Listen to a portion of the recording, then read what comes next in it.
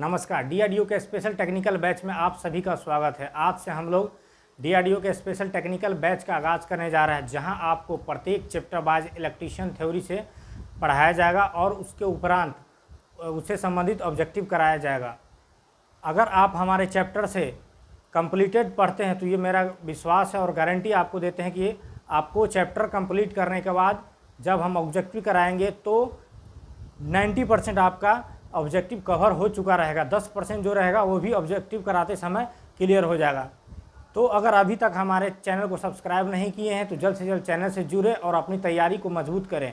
तो चलिए, आज डीआरडीओ के स्पेशल बैच का टेक्निकल बैच का फर्स्ट डे है। तो आज फर्स्ट डे हम लोग ट्रांसफार्मर चैप्टर का शुरुआत करेंगे।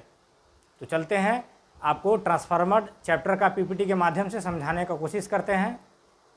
तो अगर डीआरडीओ के सिलेबस की बात करें तो जैसा कि हम सभी जानते हैं, यहाँ से टेक्निकल से टोटल आपको 80 क्वेश्चन आने वाले हैं। टेक्निकल पोर्शन से टोटल आपको 80 क्वेश्चन आने वाले हैं और नॉन टेक से 40 क्वेश्चन आने वाले हैं। टोटल 120 क्वेश्चन होंगे। तो यहाँ आप साफ समझ सकते हैं कि अगर टेक्निकल पर पकड़ मजबूत बनाया जाए तो आसानी से इस जॉब को पाया जा सकता है। 80 नंबर में टेक्निकल ऐसा चीज़ है जो आप 80 में 75 प्लस 100% कर सकते हैं, गारंटी के साथ कर सकते हैं। बशर्ते आपका पढ़ाई पे ध्यान होना चाहिए और टेक्निकल पे पकड़ मजबूत होना चाहिए। तो आज से आपके टेक्निकल क्षेत्र में पकड़ मजबूत करने के लिए हम नए बैच का शुरुआत कर रहे हैं। तो चलिए देखते हैं आज का जो टॉपिक है ट्रांसफार्मर, इसको पीपीटी के माध्यम से आपको हम बता रहे हैं। ट्रांसफार्मर, तो ट्रांसफार्मर से हम सभी परिचित हैं। ट्रांसफार्मर हमारे घर के बाहर जहाँ तहाँ सड़क किनारे इत्यादि लगे होते हैं। हम सभी को कहीं ना कहीं ट्रांसफार्मर मिल ही जाता है। और ये जो ट्रांसफार्मर की अगर बात करेंगे तो ट्रांसफार्मर हम सभी जानते हैं कि हमेशा एसी पर ही काम करता है। ट्रांसफार्मर हमेशा एसी पर ही काम करता है। ट्रांसफार्मर कभी भी डीसी पर काम नहीं करेगा। और ट्रांसफार्मर एक स्टैटिक डिवाइस है, मतलब स्थिर युक्ति है। ट्रांसफार्मर में कोई भी मूवेबल पार्ट नहीं होता है, मतलब घूमने वाला कोई पार्ट नहीं होता है। यही कारण है कि ट्रांसफार्मर में किसी भी तरह का घर्षण हानि नहीं होता है। और घर्षण हानि नहीं होता है, यही कारण है ट्रांसफार्मर की लंबी आयु होती है। इसके उतना देख रेख की आवश्यकता नहीं पड़ती है। तो ये जो ट्रांसफार्मर है, ट्रांसफार्मर की अगर परिभाषा की बात करेंगे तो हम कह सकते हैं कि transformer is a static device which can transform the electrical energy one circuit to another circuit without change any power and frequency. कहने का मतलब ये है कि ट्रांसफार्मर एक प्रकार का ऐसा स्थिर युक्ति है जो विद्युत ऊर्जा को एक सर्किट से दूसरे सर्किट में परिवर्तित करती है बिना पावर एवं फ्रिक्वेंसी को बदले। इसका मतलब ये हुआ कि ट्रांसफार्मर विद्युत ऊर्जा को एक सर्किट से दूसरे सर्किट में भेजता तो है, लेकिन कभी भी पावर और फ्रीक्वेंसी नहीं बदलेगा। जो पावर प्राइमरी में रहेगा, इसके सेकेंडरी वाइंडिंग में भी पावर उतना ही रहेगा। पावर और फ्रीक्वेंसी हमेशा कांस्टेंट होता है। यहाँ आप देख सकते हैं कि ट्रांसफार्मर के बारे में बताया जा रहा है। ट्रांसफार्मर एक स्टैटिक डिवाइस है। स्टैटिक डिवाइस है जो वोल्टेज को निम्न स्तर से उच्च स्तर और उच्च स्तर से निम्न स्तर कर सकता है। मतलब हमने पहले बताया कि ट्रांसफार्मर कभी भी पावर और फ्रीक्वेंसी को नहीं बदलेगा। वो या तो वोल्टेज को स्टेप अप कर सकता है, मतलब बढ़ा सकता है, या वोल्टेज को घटा सकता है। अब जाहिर सी बात है कि अगर प्राइमरी में वोल्टेज को बढ़ाता है ट्रांसफार्मर, तो वहाँ करंट क्या हो जाएगा, कम हो जाएगा।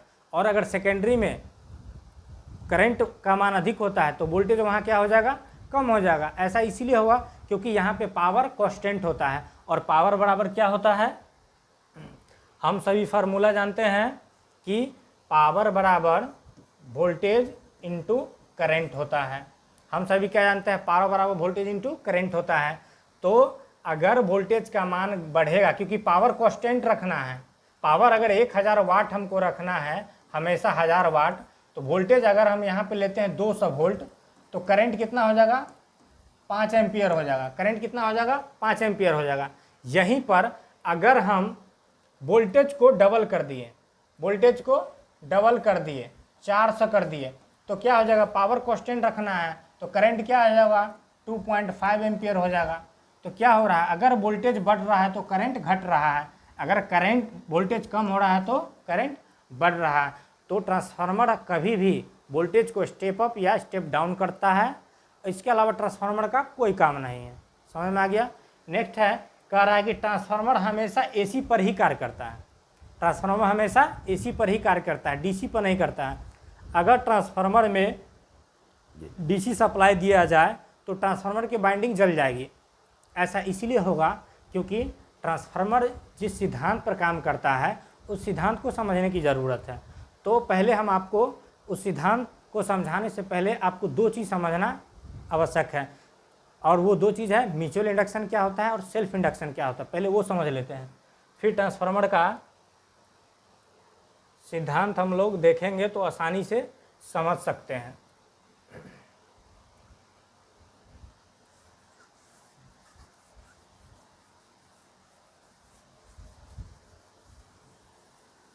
अभी यहाँ पे दो बातें हैं, दो चीज़ समझना आवश्यक है, जिसमें सबसे पहला है म्यूचुअल इंडक्शन। म्यूचुअल इंडक्शन पहला, और दूसरा है सेल्फ इंडक्शन।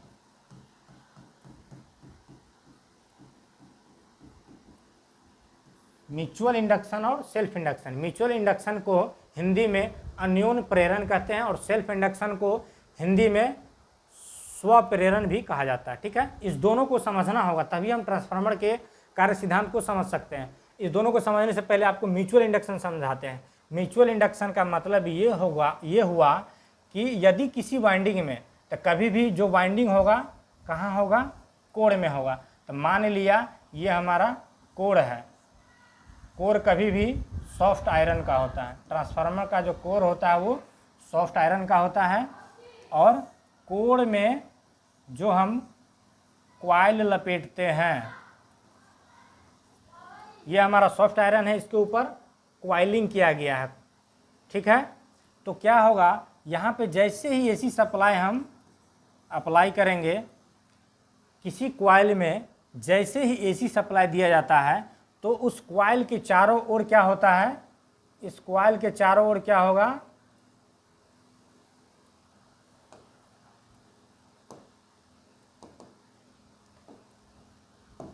इस कॉइल के चारों ओर क्या होगा, परिवर्तित फ्लक्स उत्पन्न होगा। परिवर्तित फ्लक्स, इस कॉइल के चारों ओर क्या होगा, परिवर्तित फ्लक्स उत्पन्न होगा। मतलब इसके चारों ओर फ्लक्स उत्पन्न हो जाएगा। क्या उत्पन्न हो जाएगा, मैग्नेटिक फ्लक्स उत्पन्न हो जाएगा। और कैसा फ्लक्स उत्पन्न होगा, परिवर्तित फ्लक्स। मतलब उसका क्या होगा, पोलरिटी हमेशा बदलेगा, क्योंकि यहाँ पे कौन सा करंट दिए हैं, एसी करंट दिए हैं, और एसी करंट क्या होता है, टाइम के अनुसार अपना पोलरिटी बदलता है। तो यहाँ पे अगर फ्लक्स उत्पन्न हो रहा है तो जाहिर सी बात है मैग्नेट बनेगा। मैग्नेट बनेगा मतलब इसका मान लीजिए थोड़ा देर के अगर ये नॉर्थ है तो ये साउथ है, और फ्रीक्वेंसी के अनुसार क्या होगा, जैसी सप्लाई देंगे तो फ्लक्स चारों ओर डेवलप हो जाएगा, और ये फ्लक्स परिवर्तित होगा। एक बार ये नॉर्थ बनेगा सीधा, तो एक बार साउथ बनेगा, फिर कुछ समय के बाद ये साउथ बनेगा, तो कुछ समय के बाद ये नॉर्थ बन जाएगा। इस तरह से जो फ्लक्स उत्पन्न होगा वो परिवर्तित फ्लक्स हो जाएगा। अब नेक्स्ट क्या है कि इस परिवर्तित फ्लक्स के रास्ता में अगर कोई अलग कॉइल रख दिया जाए, फैराडे ने कहा था कि किसी परिवर्तित फ्लक्स के रास्ते में अगर एक कॉइल रख दिया जाए तो इस कॉइल में ईएमएफ उत्पन्न हो जाता है। क्या हो जाता है, ईएमएफ उत्पन्न हो जाता है। अब देखिए कि इस कॉइल में तो हम सप्लाई दे रहे हैं, लेकिन इस कॉइल में नहीं दे रहे हैं सप्लाई। ये जो दोनों कॉइल है आपस में केवल और केवल फ्लक्स के थ्रू जुड़ा हुआ है। तो एक कॉइल से दूसरे कॉइल में जो पावर ट्रांसफर हो रहा है, इसी को हम लोग, इस प्रोसेस को क्या कहते हैं, इंडक्शन कहते हैं। क्या कहते हैं, इंडक्शन कहते हैं। ये इंडक्शन के थ्रू ही एक कॉइल से दूसरे कॉइल में क्या जा रहा है, बिना किसी कॉन्टैक्ट के पावर ट्रांसफर हो जा रहा है। और यहाँ पे चूंकि दो कॉइल है और दो कॉइल के सम्मेलन से इंडक्शन प्रोसेस हो रहा है, इसलिए इसको म्यूचुअल इंडक्शन कहते हैं। म्यूचुअल इंडक्शन का मतलब दो क्वाइल, म्यूचुअल इंडक्शन का मतलब दो क्वाइल के संयोग से, ठीक है, ये हो गया म्यूचुअल इंडक्शन। आई होप आप म्यूचुअल इंडक्शन समझ गए होंगे। और नेक्स्ट है सेल्फ इंडक्शन। सेल्फ इंडक्शन में क्या होगा, इसमें भी एक कोर होगा, एक वाइंडिंग होगा।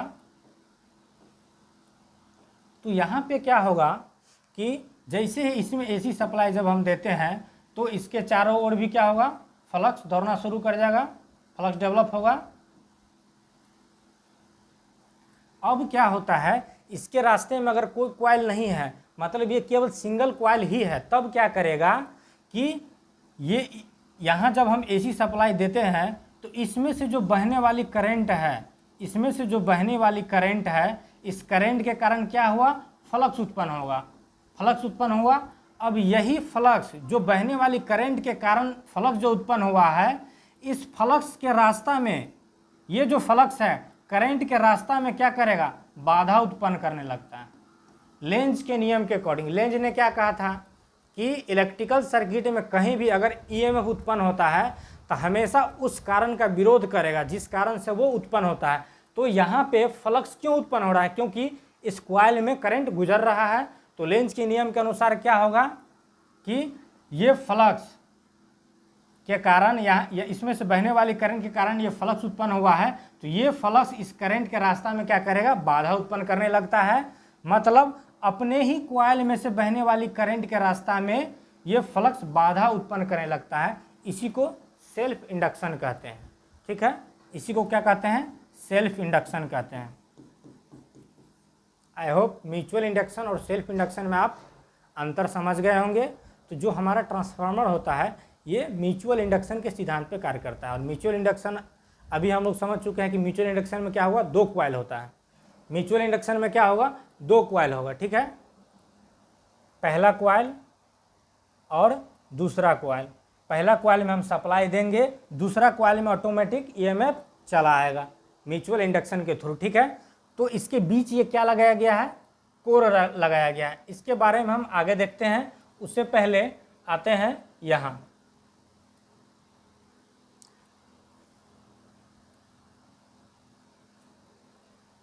चलिए, तो हमने बताया कि डीसी पर क्यों नहीं कार्य करता है। तो वही बात है, डीसी अगर हम जैसे ही देंगे ट्रांसफार्मर के प्राइमरी वाइंडिंग में अगर डीसी सप्लाई दे देंगे, यहाँ पे क्या होगा, डीसी सप्लाई देंगे तो वाइंडिंग क्यों जलेगा, क्योंकि डीसी सप्लाई अगर हम देंगे तो यहाँ पे क्या होगा कि इसका जो है फ्लक्स फिक्स फ्लक्स हो जाएगा, परिवर्तित फ्लक्स नहीं रहेगा। अगर इसका नॉर्थ सिरा है और ये साउथ सिरा है तो हमेशा ये नॉर्थ साउथ ही होगा। क्या होगा, डायरेक्शन ऑफ रोटेशन इसका नहीं बदल पाएगा, ठीक है। जैसे एसी में क्या हो रहता है, एसी के चलने के अनुसार एक बार एसी ऐसे चलता है तो नॉर्थ साउथ बना, फिर एसी ऐसे चला तो इसका पोलैरिटी भी चेंज हो जाता है। तो परिवर्तित फ्लक्स के कारण इसमें क्या होता है, करंट के रास्ता में बाधा उत्पन्न हो जाता है और ये कॉइल करंट को सस्टेन कर लेता है। वहीं जैसे अगर हम डीसी सप्लाई देते हैं कॉइल में तो यहाँ पे कोई परिवर्तित फ्लक्स नहीं है, इसलिए क्या होगा, ये जो करंट है हैवी मात्रा में फ्लो होगा, हमारे कॉइल से करंट उच्च मात्रा में फ्लो हो जाएगा और कॉइल को क्या करेगा, जला देगा। यही कारण है कि ट्रांसफार्मर डीसी पे नहीं कार्य करता है, ठीक है, ट्रांसफार्मर हमेशा एसी पे कार्य करता है। नेक्स्ट है म्यूचुअल इंडक्शन। अभी हमने बताया कि ट्रांसफार्मर म्यूचुअल इंडक्शन के सिद्धांत पे कार्य करता है। यह शक्ति और पावर, यह पावर और फ्रीक्वेंसी को नहीं बदलता है। ऑलरेडी बता चुके हैं, ट्रांसफार्मर कभी भी पावर और फ्रीक्वेंसी को नहीं बदलेगा। शक्ति और आवृत्ति इसमें क्या होगा, फिक्स होगा, कभी भी नहीं चेंज होगा। अगर डीसी सप्लाई दिया जाए तो इसकी वाइंडिंग क्या हो जाएगा, जल जाएगा।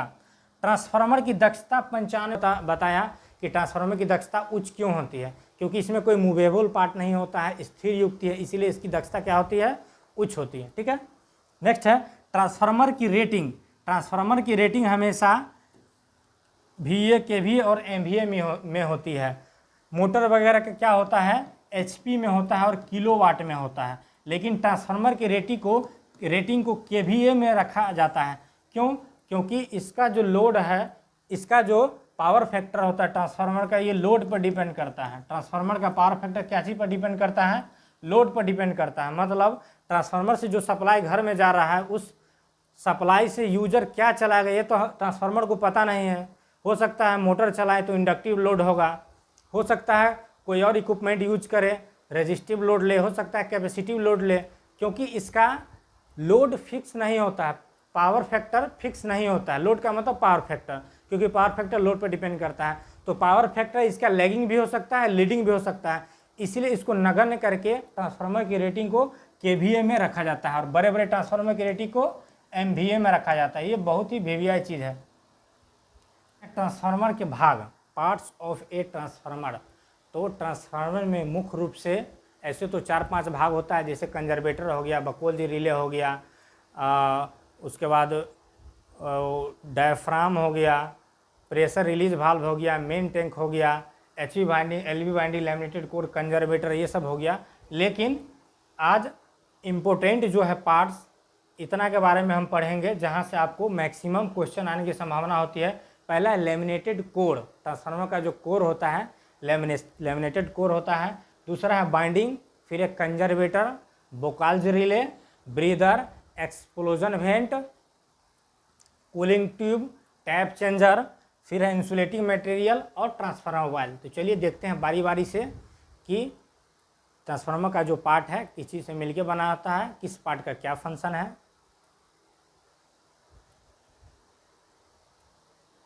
ट्रांसफार्मर का मुख्य जो भाग है, मुख्य पार्ट, ये 5 पार्ट होता है मेन रूप से, जो मेन फंक्शनिंग करता है।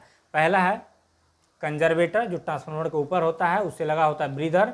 दूसरा है बोकाल्ज रिले, और उसके बाद एक्सप्लोजन वेंट, उसके बाद है बुशिंग, और ये नीचे मेन टैंक कोर वाइंडिंग्स है। ठीक है, तो सबसे पहला हम लोग देखते हैं कोर, ट्रांसफार्मर का कोर। सबसे पहला हम लोग देखते हैं ट्रांसफार्मर का कोर।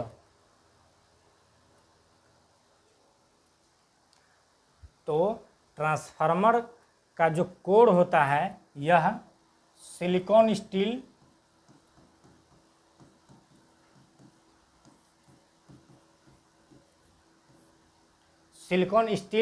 के पत्ती से मिलके बना होता है। पत्ती का मतलब एक ठोस लोहा नहीं होता है। यहाँ आप देख सकते हैं, यहाँ पे क्या है, पत्ती देखिए, ई टाइप और आई टाइप का पत्ती है, इसको जोड़ के बहुत सारे पत्ती को समूह में बैठा के इस तरह से कोर बनाया गया है। तो ट्रांसफार्मर का जो कोर होता है सिलिकॉन स्टील के पत्ती से मिलकर बना होता है। सिलिकॉन स्टील का पत्ती इसीलिए यूज करते हैं क्योंकि सिलिकॉन स्टील के पत्ती का यूज करने से ट्रांसफार्मर में हिस्टैरिसीस लॉस कम होता है। ठीक है, अगर सिलिकॉन स्टील के पत्ती नहीं यूज करेंगे, वहाँ पर दूसरा मटेरियल यूज करेंगे तो हिस्टैरिसीस लॉस का मान बढ़ जाएगा। तो अगर पूछा जाता है कि ट्रांसफार्मर में सिलिकॉन स्टील के पत्ती का यूज क्यों होता है कोर के रूप में, तो हिस्टैरिसीस लॉस को कम करने के लिए। अब क्या है कि इसका जो कोर है इसको लैमिनेटेड किया जाता है। कोर को क्या कर दिया जाता है, लेमिनेटेड कर दिया जाता है। लेमिनेटेड का मतलब हुआ कि कोर के ऊपर लेमिनेशन चढ़ाना। लेमिनेशन, जैसे हम लोग पहले मोबाइल फ़ोन के ऊपर लेमिनेशन चढ़ा देते थे ना, एक प्लास्टिक का, उसे क्या होता था कि हमारा सेलफोन जो था वो पूरा बाहरी परत से ढक जाता था, मतलब पैक हो जाता था, फुल्ली पैक हो जाता था। तो लेमिनेशन का मतलब यही है, ट्रांसफार्मर के कोर के ऊपर लेमिनेशन चढ़ा दिया जाता है। लेमिनेशन करने से क्या होता है, एडी करंट लॉस कम होता है। एडी करंट लॉस कम कैसे होता है, चूँकि एडी करंट जो है आगे हम लोग डिस्क्राइब करेंगे एडी करंट क्या होता है। आपको थोड़ा सा बता देते हैं, एडी करंट लॉस कोर में होता है। मतलब कि जब ट्रांसफार्मर के प्राइमरी वाइंडिंग से सेकेंडरी वाइंडिंग में ट्रांसफ़र होता है पावर, तो ट्रांसफार्मर के सेकेंडरी वाइंडिंग में तो पावर आ जाता है, वाइंडिंग के साथ साथ कुछ मात्रा में 3 से 5% के लगभग ट्रांसफार्मर के कोर में भी ईएमएफ उत्पन्न होने लगता है, मतलब ट्रांसफ़र हो जाता है। तो जो कोर में उत्पन्न हो जाता है ईएमएफ, वही ईएमएफ ट्रांसफार्मर को हीट करता है और हीट करके ऊष्मा के रूप में पावर की खपत करता रहता है।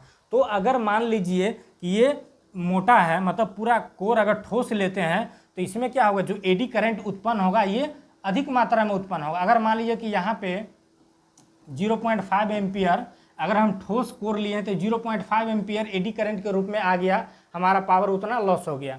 इसी को अगर हम अलग अलग जब पत्ती को लेमिनेट कर देंगे तो क्या होगा, जितना भी कोर है सब में अलग अलग करंट बहेगा, अलग अलग करंट बहेगा और वो ऐड नहीं हो पाएगा क्योंकि प्रत्येक पत्ती क्या लेमिनेट है। तो अगर एक पत्ती में 0.01 एम्पियर करंट फ्लो हो रहा है तो क्या होगा, प्रत्येक पत्ती सेपरेट है, तो प्रत्येक पत्ती में इतना ही एम्पियर करंट फ्लो हो रहा है, तो हमारा लॉस क्या हो गया, कम हो गया, क्योंकि ऐड नहीं हो पाया। यहीं पर अगर लेमिनेशन नहीं करेंगे तो सब, अगर एक कोर में 0.01 एम्पियर लॉस हो रहा है तो सभी को ऐड होके बहुत अधिक मात्रा में हमारा पावर लॉस होगा, एडी करंट का मान बढ़ जाएगा। इसीलिए पूछा जाएगा अगर कि सिलिकॉन स्टील के जो पत्ती होता है उसको लैमिनेट क्यों किया जाता है, तो एडी करंट को कम करने के लिए लैमिनेट किया जाता है। क्लियर है।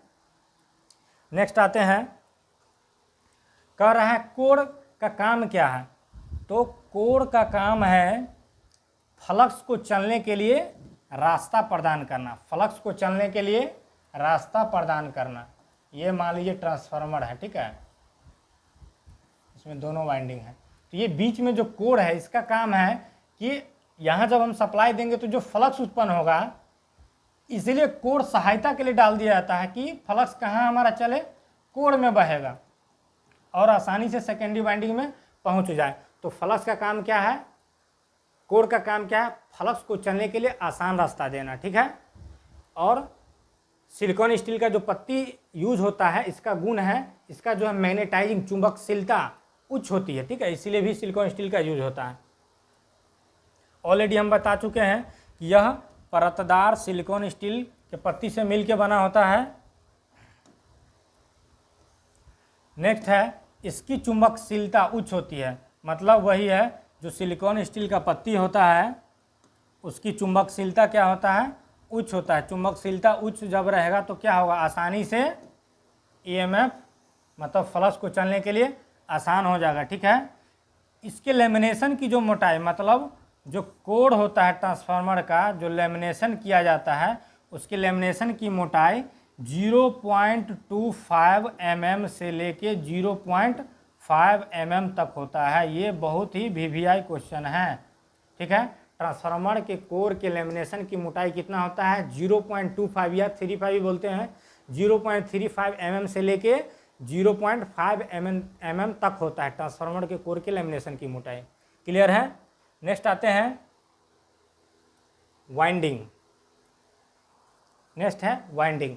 यहाँ पे हम ट्रांसफार्मर के वर्किंग प्रिंसिपल को भी समझेंगे, मतलब ट्रांसफार्मर कैसे कार्य करता है, प्राइमरी वाइंडिंग से सेकेंडरी वाइंडिंग बिना कोई कनेक्शन के कैसे भेज देता है। आपको एक छोटा सा वीडियो दिखाएंगे, उससे पहले आपको मैं समझा देता हूँ इसका वाइंडिंग क्या होता है।